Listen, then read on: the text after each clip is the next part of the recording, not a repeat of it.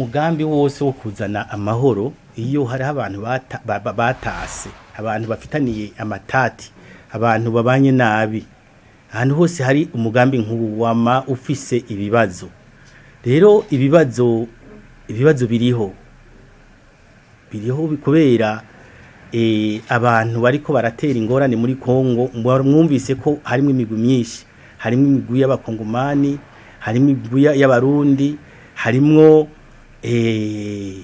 n'abandi bantu usanga bahafise ico bahashaka muri ico gihe rero urumva ko wewe nk'iyugiyeyo ugiye kuzana amahoro hari abantu babona ko ugiye kugira neza hari abandi bavuga bati uyu muntu aje kutubuza ivyo twari tuzi ko tworonsa aha hantu ivyo rero nibibazo usanga bituma akazi umuntu agiye gukora kagira ingorane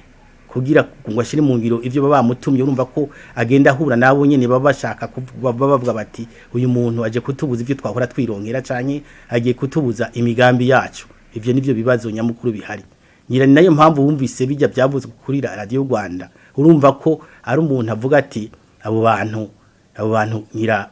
bazova batubuza ivyo twari tuzi ko tuzova dukura hajya